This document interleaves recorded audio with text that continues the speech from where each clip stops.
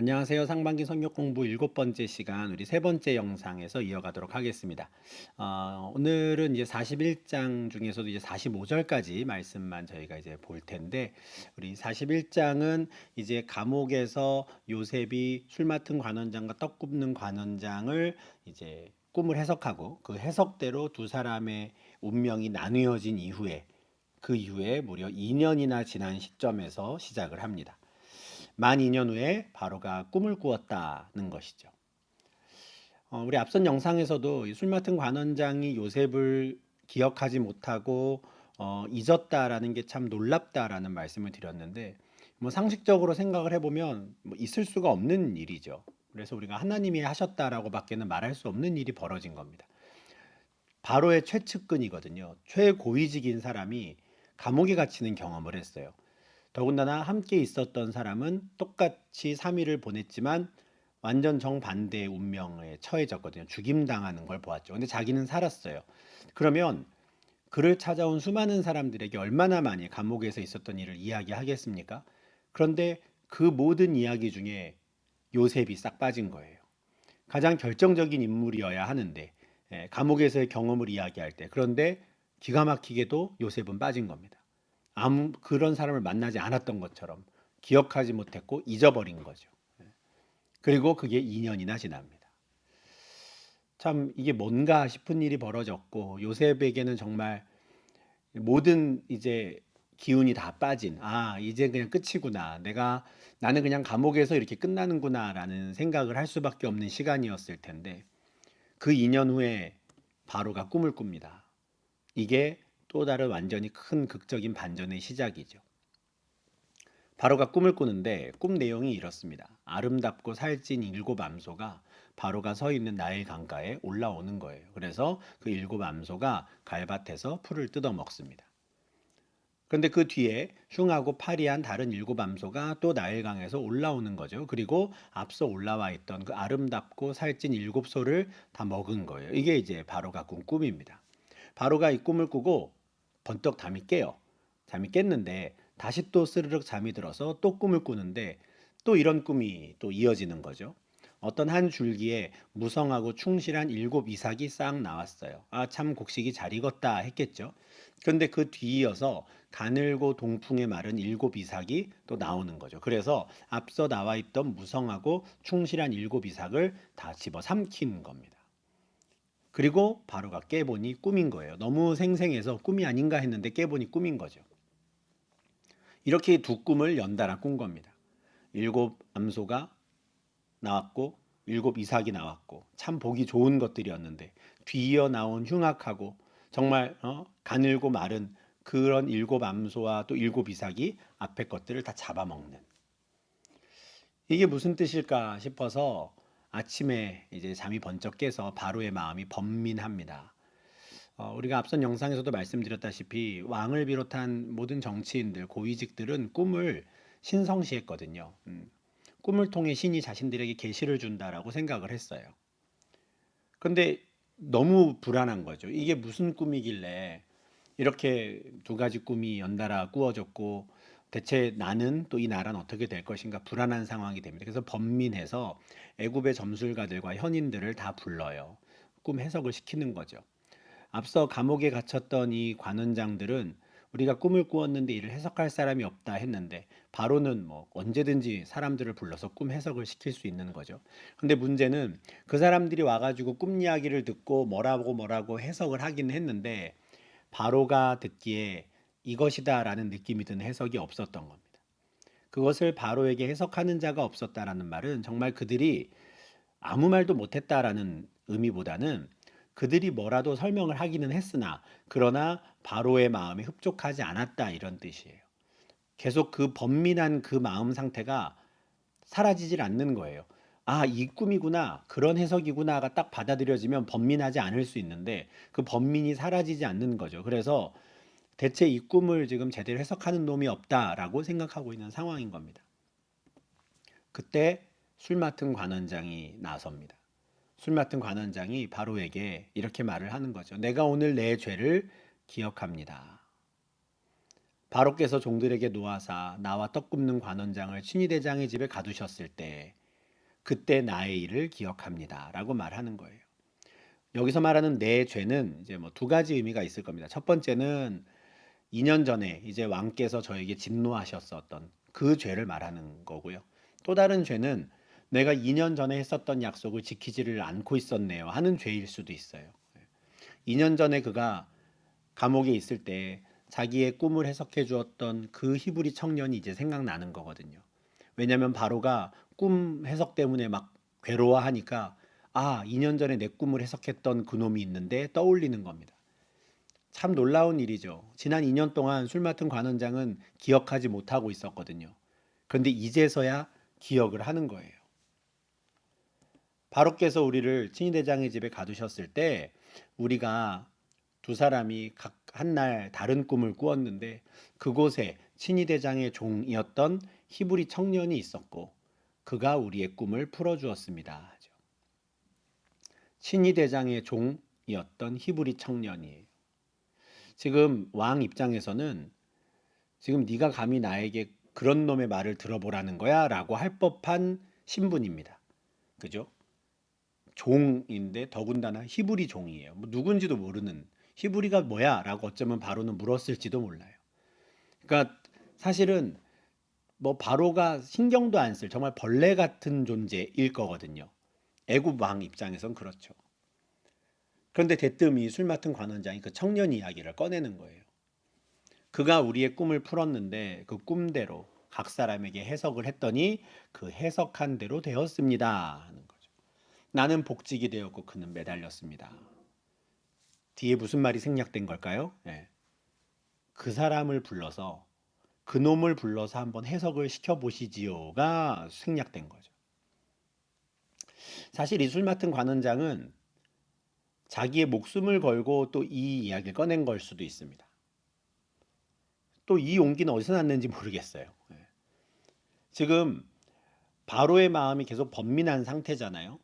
애굽에 내놓으라는 술사들, 현인들이 다 왔는데 아무도 꿈을 해석을 못하고 있어요. 그래서 계속 괴로워. 이 상황에서 정말 말도 안 되는 친위대장의 종, 그 히브리 청년, 그 노예, 그놈이 꿈 해석을 잘하던데요. 지금 말하는 거거든요. 만약에 요셉이 와서 엉뚱한 이야기를 하면 아마 같이 날아가는 상황이 될 겁니다. 참 이런 무리한 일을 왜 했지라는 생각이 드는 상황이기도 한 거예요. 2년 동안 기억도 못하고 있다가 대뜸 이제 와서 인 상황인 거거든요. 근데 바로가 정말 마음이 번민했던 것 같아요. 너무 괴로웠던 것 같아요. 그래서 이 술 맡은 관원장이 하는 말을 듣고, 그래 그럼 그놈 데려와, 이렇게 되는 겁니다. 있는지도 몰랐을 텐데, 그런 존재 자체도 모르고 있었던 사람인데 그 노예잖아요. 데려와 하는 거죠. 바로가 사람을 보내어 요셉을 부릅니다. 한순간에 하루아침에 감옥이 뒤집어진 거죠. 명령을 받은 자들이 급히 달려가서 요셉을 감옥에서 꺼내 놓습니다. 급히 상황을 보여주는 거고요. 우리 한글 성경에는 옥에서 내놓았다라고 하는데 원래 원문에는, 영어 성경은 그렇게 번역합니다. 그를 구덩이에서 내놓은지라 해요. 지하 감옥을 의미하는 단어일 수도 있지만 피트라는 말을 쓰거든요. 영어 성경에서는 구덩이에서 내놓는 겁니다. 창세기 37장 28절에서 요셉이 처음에 구덩이에 빠졌었어요. 13년 전입니다. 13년 전에 요셉은 처음 구덩이에 빠졌어요. 그리고 그때부터는 더 깊은 구덩이로 더 깊은 구덩이로 계속 내려갔습니다. 요셉은 하나님의 말씀을 붙잡고 청년의 정욕을 따르지 않고 하나님 앞에 죄를 범하지 않으려고 애를 썼으나 그렇게 하면 할수록 구덩이 속으로 빠져들어갔어요. 그런데 어느 날 갑자기 그가 구덩이에서 꺼내지는 거죠. 하나님께서 하신 일이었던 겁니다. 물론 하나님께서는 바로를 통하여 요셉을 끌어올리세요. 그러나 요셉이 정작 기대했던 건 바로가 아니었어요. 그 술 맡은 관원장이 자기를 구덩이에서 끌어올려줄 줄 알았는데 그게 아니었던 것이죠. 구덩이에 빠졌던 요셉을 끌어올린 건 뜻밖에도 바로입니다. 하나님이 하신 거죠. 요셉은 당장 수염을 깎아야 했고요. 옷을 갈아입어야 했습니다. 13년 전에 처음 구덩이에 빠질 때에는 형들에게 채색 옷을 뺏겼는데 이제는 새로운 옷으로 갈아입고 구덩이에서 나와 바로에게 서는 것이죠. 하루아침에 일어난 일입니다. 얼마나 놀라운 일이었을까, 긴장됐을까. 2년 동안 소식이 없었는데 갑자기 자기가 감옥에서 나가게 됐고 무엇보다 대제국 애굽의 왕 바로 앞에 서게 된 거죠. 바로는 요셉에게 이렇게 말을 합니다. 내가 꿈을 꾸었는데 해석하는 자가 없다. 근데 내가 들으니 술 맡은 관원장을 이야기하는 거겠죠. 내 관원장에게 들으니 너는 꿈을 들으면 능히 푼다고 하더라 합니다. 이때 요셉의 대답이 참 은혜입니다. 내가 아니라 하나님께서 바로에게 편안한 대답을 하실 겁니다. 만 2년 전에 술 맡은 관원장, 떡 굽는 관원장이 꿈을 꾸었을 때 요셉이 해석은 하나님께 있지 않습니까? 청하건대 내게 이르소서 했었거든요. 그런데 요셉은 2년이 지나서도 여전히 이런 말을 합니다.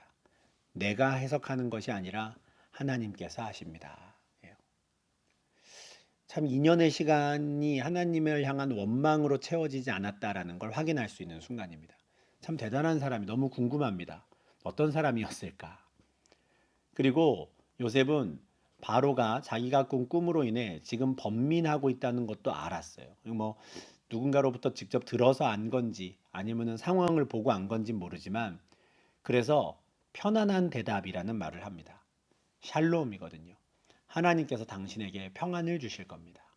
꿈을 나에게 말씀하십시오 하는 거죠. 대단한 일이죠. 감히 애굽의 노예가 바로 앞에 서서 이런 신앙 고백을 할 수 있다라는 거 참 놀랍습니다. 번민하고 있는 애굽의 왕이시여 나에게 말씀하시면 나의 하나님께서 당신을 평안케 하실 겁니다. 이 말을 듣고 바로가 꿈 이야기를 합니다. 내가 꿈에 나일 강가에 서서 보니 살찌고 아름다운 7 암소가 나일 강가에서 올라와서 풀을 뜯어 먹었다. 근데 그 뒤에 약하고 심히 흉하고 파리한 7 암소가 또 올라왔다. 근데 여기서는 자기의 감정이 들어가요. 내가 그런 흉하고 파리한 7 암소 같은 건 내가 다스리는 애굽 땅에서는 내가 도저히 보지 못한 것이다. 그러니까 정말 끔찍했다라는 거를 자기 감정을 지금 이야기를 하는 거죠. 근데 뒤이어 올라온 그 흉하고 파리한 7 암소가 앞서 올라왔던 그 처음에 7 살찐 소를 다 잡아먹어 버렸어. 이게 이제 꿈인데 이거에 대한 자기의 또 감상이 들어갑니다. 감정이. 분명히 다 잡아먹었는데 잡아먹은 것 같지 않고 여전히 흉하더라. 정말 끔찍했다라는 경험을 말하는 거죠. 이게 첫 번째 꿈이었고 또 내가 살짝 잠이 들었다가 이제 꿈을 꾸었는데 두 번째 꿈은 한 줄기에 무성하고 충실한 7 이삭이 나왔고 그 후에 또 가늘고 동풍에 마른 7 이삭이 나왔는데 가는 이삭이 좋은 7 이삭을 다 집어삼키는 꿈이었다. 이게 두 번째 꿈인 거죠. 그리고 요셉에게 말합니다. 내가 이 꿈들을 점술가들에게 말했지만 그것을 나에게 풀이해 주는 자가 없었다. 나의 이 번민이 사라질 만큼 나에게 평안을 주는 자가 없었다는 말이죠. 이 꿈 이야기를 듣고 요셉은 바로 이렇게 대답합니다. 요셉이 왕에게 아뢰되 왕의 꿈은 하나입니다. 하나님이 그가 하실 일을 왕에게 보이셨습니다. 꿈은 2개를 꾸었지만 한 가지 뜻입니다. 하나님께서 그 일을 하시기 전에 먼저 왕에게 보여주신 겁니다. 이렇게 말을 해요. 그리고 해석을 이렇게 합니다. 7 좋은 암소 그리고 7 좋은 이삭 둘 다 7년 7해를 가리킵니다. 같은 뜻입니다. 그리고 뒤에 나오는 파리하고 흉한 7소 그리고 동풍에 말라 속이 빈 7 이삭도 같은 뜻입니다. 둘 다 7년입니다. 7년 풍년과 7년의 흉년을 의미하는 겁니다. 이렇게 해석을 하는 거죠. 그러면서 하나님이 하실 일을 왕에게 보이셨다라는 건 이런 뜻입니다. 온 애굽 땅에 7해 큰 풍년이 있을 겁니다.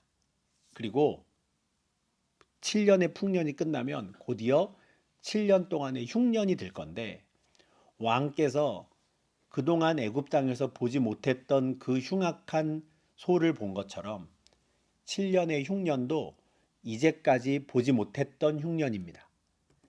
얼마나 지독한지 앞서 있었던 7년간의 그 큰 풍년도 다 잊어버리게 만들 정도로 그 7년간의 흉년으로 인해 온 땅이 망할 정도의 흉년일 겁니다. 이전의 풍년을 기억하지도 못할 정도로. 이 일을 하나님께서 행하시겠다고 작정하셨고 그것을 보여주신 겁니다 하는 거예요. 특히 왕께서 꿈을 2번 연달아 꾼 건 정말 하나님이 반드시 이 일을 하신다는 뜻이고 그것도 속히 행하실 것이라는 뜻입니다. 그러니 잘 준비하셔야 합니다 라고 설명을 하는 것이죠. 여기까지가 사실 원래 꿈을 해석하는 사람으로서 해야 되는 일일 거예요. 특히 요셉은 그렇습니다. 요셉은 이제 막 감옥에서 나온 죄인이요 노예란 말이죠. 그럼 꿈만 해석하고 끝나야 되는 거예요. 그런데 이어지는 내용을 보면 진짜 마치 요셉이 자기가 현인이 된 것처럼 말을 해요. 왕에게 조언을 하는 조언자의 역할까지도 합니다. 이게 또 참 놀라운 태도인데 하나님께서 말하게 하신 게 아닐까 싶어요. 이런 조언을 감히 애굽 왕에게 하는 거죠. 이제 왕께서는 명철하고 지혜 있는 사람을 택하셔야 합니다. 그래서 그 사람으로 하여금 애굽 땅을 다스리게 하십시오. 그리고 왕께서는 또 이렇게 하셔야 합니다. 이 나라 안에 감독관들을 세우셔야 합니다. 지금 이 요셉이 진짜 자기가 궁중 술사라도 된 것처럼 왕에게 계획을 알려주는 거예요. 명철하고 지혜로운 사람을 세워서 총 감독을 맡기고 그 사람의 수하에 여러 감독관들을 두십시오. 그래서 이런 정책을 세우셔야 합니다. 분명히 7년간의 풍년이 있을 텐데 그동안에는 소득의 5분의 1을 세금으로 거두어 들이십시오 해요. 애굽 땅의 5분의 1을 거두되 그 곡물을 바로의 손으로 돌리십시오라는 말은 세금으로 거두라는 거거든요. 그래서 각 성읍에 쌓아두십시오라고 말을 해요. 보통 같으면 이 5분의 1, 20% 세금은 상당히 많이 걷는 세금일 텐데 풍년이기 때문에 괜찮다는 거예요. 풍년이기 때문에 20%를 세금으로 거둬도 백성들이 괜찮다. 그러니 5분의 1을 거두어서 미리미리 성읍에 쌓아두십시오. 이제 곧 애굽 땅에 임할 7해 흉년에 대비해야 합니다 하는 거죠. 만약에 왕께서 7년의 풍년 동안 매년 20%씩의 세금을 걷어서 곡식들을 각 성읍에 쌓아둔다면 애굽 땅은 흉년으로 인해 망하지 않을 겁니다. 이렇게 조언을 하는 것이죠. 이 말을 듣고 이제는 왕의 반응이 참 중요한데 왕의 반응이 이렇습니다. 바로와 그의 모든 신하가 이 일을 좋게 여긴지라. 번민했는데 이제는 마음이 평안해진 거예요. 좋게 여긴지라.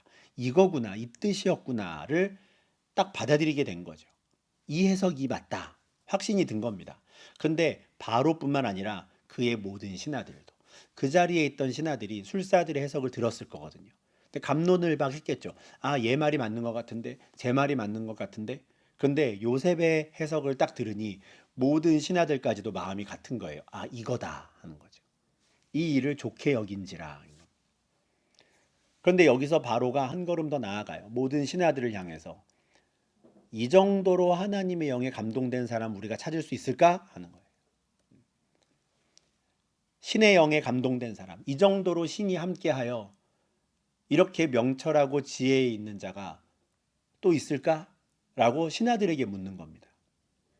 그리고는 요셉한테 이렇게 말을 하죠. 하나님이 이 모든 것을 너에게 보이셨으니 너와 같이 명철하고 지혜 있는 자가 없다. 너는 내 집을 다스리라. 참 놀라운 일이 하루아침에 벌어집니다. 모든 신하들에게 너희들 중에 이 사람처럼 신의 영이 감동된 사람이 있다면 나와봐라 라고 말을 한 거예요, 사실. 이런 사람은 우리가 찾을 수가 없다. 가만히 있었겠죠, 신하들이. 그러니 요셉에게 이렇게 말하는 겁니다. 분명 너의 해석이 맞았다. 너의 신이 이 모든 것을 너에게 보여주었다. 너는 분명히 명철하고 지혜 있는 사람을 찾아서 애굽 땅을 다스리게 하라고 했는데 내가 볼 때는 너가 바로 그 명철하고 지혜 있는 자다. 그러니 너는 내 집을 다스리라. 어느 정도까지 요셉에게 권한을 주냐면 내 모든 백성이 다 너의 명령에 복종할 거다.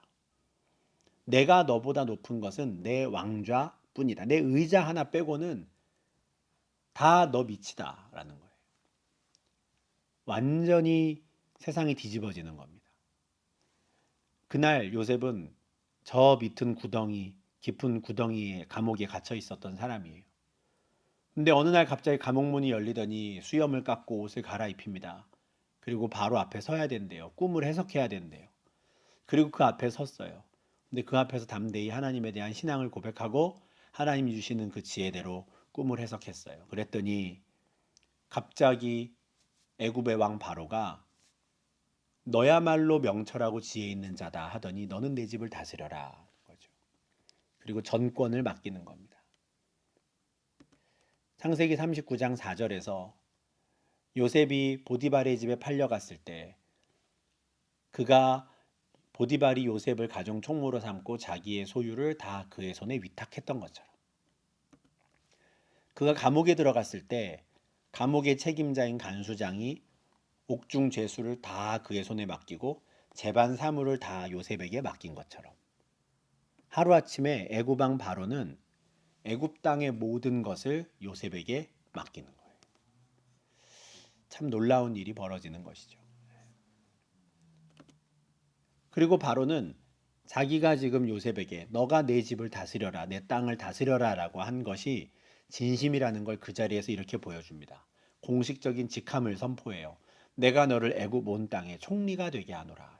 그냥 내 옆에서 나에게 조언을 해주는 뭐 술사가 되어라 이런 차원이 아닌 겁니다. 이거는 내가 너를 애굽 온 땅의 총리가 되게 한다. 직위를 주는 거예요. 그리고 자기의 인장 반지를 빼어서 손에 끼워줍니다. 인장 반지가 참 중요해요. 뭐냐면 결제 도장이거든요. 왕의 결제 도장을 그냥 요셉한테 맡기는 겁니다. 너가 판단하는 대로 해 하는 거죠. 그리고 그에게 귀족들이나 입는 정말 총리가 입을 법한 세마포 옷을 입히고 금사슬을 목에 걸어줍니다. 그리고 자기가 갖고 있는 수레 중에 두 번째로 좋은 버금 수레를 그에게 주죠. 그리고 온 무리가 그의 앞에서 소리 지르며 엎드리게 합니다. 비선실세도 아니고 그냥 술사들이나 현인으로 세워서 왕에게 조언해주는 역할을 맡기는 정도가 아니라 요셉을 애굽 온 땅의 총리가 되게 하고 그에게 애굽 전국을 맡기는 거죠. 보디발의 집을 맡았던 그가 감옥의 일을 맡았었고 이제는 애굽 온 땅의 일을 맡게 된 겁니다. 그러면서 바로는 모든 신하들이 보는 앞에서 확실하게 요셉의 권위를 인정해 줍니다. 나는 바로다. 이건 이제 왕의 명령이라는 거죠. 내가 이 나라의 왕이다.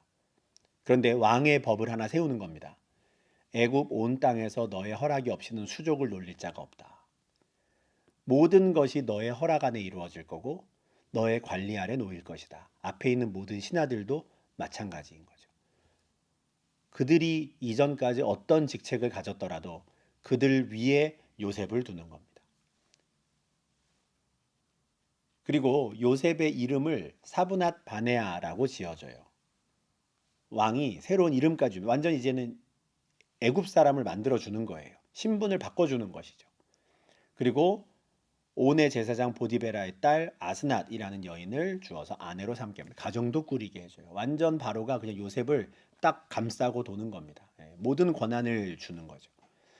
이 왕이 요셉에게 이름 붙여준 사브낫 바네아라는 이름의 뜻이 무엇인지에 대해서는 저희가 정확히 알 수가 없습니다. 그런데 다만 이제 추정하기를 이 37절, 38절에서 꿈 해석을 들었을 때 바로가 이와 같이 하나님의 영에 감동된 사람이 어디 있겠느냐 하거든요. 그래서 아마도 사브낫 바네아라는 이름이 신의 영에 감동된 사람, 뭐 신이 함께하는 사람 이런 뜻이 아닐까. 그 당시 애굽어로 좀 그렇게 우리가 좀 추정을 할 뿐입니다. 그리고 그렇게 공식적인 직함을 주었을 때 요셉이 이제 애굽 온 땅을 순찰하게 되는 것이죠. 그날 술 맡은 관원장이 바로에게 요셉을 추천할 때만 해도 요셉 이름도 나오지 않았어요. 12절에서 뭐라 그랬습니까? 친위 대장의 종 히브리 청년이었어요. 친위 대장의 종이었는데 그날 바로는 그를 애굽 온 땅의 총리로 선포합니다. 41장 46절에 보면은 그때 요셉의 나이가 30세였더라라고 합니다. 17세에 애굽으로 팔려와 가지고 30세에 총리가 되었어요. 13년간의 시간 동안 요셉은 계속 구덩이 속으로 빠져들어간 것 같았는데, 그렇게 인생이 끝나는 줄 알았는데, 특히나 술 맡은 관원장이 2년 동안이나 그를 잊고 있었기 때문에 이제는 더 이상 나를 도와줄 사람이 없구나 하고 있었는데, 하루아침에 하나님이 바로를 통해 그를 건져내셔서, 구덩이에 빠져있던 그를 건져내셔서 애굽 온 땅의 총리가 되게 하신 것이죠. 물론 우리가 이어지는 내용을 보면 야, 요셉이 애굽의 총리가 되었대, 참 행복한 결말이다 하고 끝나는 이 상황이 아니라는 걸 알게 됩니다. 하나님은 왜 요셉을 애굽의 총리가 되게 하셨습니까? 요셉 좋으라고가 아니에요. 결과적으로 모든 사람들, 모든 백성의 생명을 구하기 위하여, 그 일을 위해 요셉을 애굽의 총리가 되게 하신 것이죠. 그 일에 대해서 우리가 또 42장부터 이어지는 내용을 쭉 좀 우리가 보게 될 겁니다. 39장, 40장, 41장에서는 형들에게 팔려간 요셉에게 하나님께서 어떻게 하셨는가 우리가 보게 되는 거죠. 결론이 뭐였습니까? 여호와께서 요셉과 함께 하셔서 요셉이 형통한 자가 되었다 하는 거예요. 그것을 이렇게 정점에서 확인하게 되는 것이죠. 심지어 그가 감옥 안에서도 형통했지만 그를 애굽의 총리가 되게 하는 겁니다. 다시 한번 말씀드리지만 성경에 나오는 형통의 기준은 사람이 아닙니다. 하나님 보시기에 기준이에요. 만 2년 동안 술 맡은 관원장이 요셉을 잊어버리는 말도 안 되는 일이 벌어진 것도 하나님 보실 때는 형통한 과정이었던 겁니다. 요셉은 답답했겠지만 아니야, 걱정 마, 잘 되고 있어인 거예요. 하나님 입장에서는 그게 요셉이 바로를 만날 수 있는 제일 가까운 위치가 거기였거든요. 원래 가나안 땅에 있었던 요셉을 바로 옆에까지 지금 세우신 거예요. 왕의 죄수들이 갇히는 감옥에 넣어서 언제든 바로가 말만 하면 요셉이 바로를 만날 수 있도록. 그래서 그 자리에 계속 두셔야 되는 거예요. 만약에 2년 전에 술 맡은 관원장이 요셉을 기억해서 빼내줬다면 하나님은 다시 요셉을 바로 옆에 두려고 또 다른 일들을 하셨어야 되는 거죠.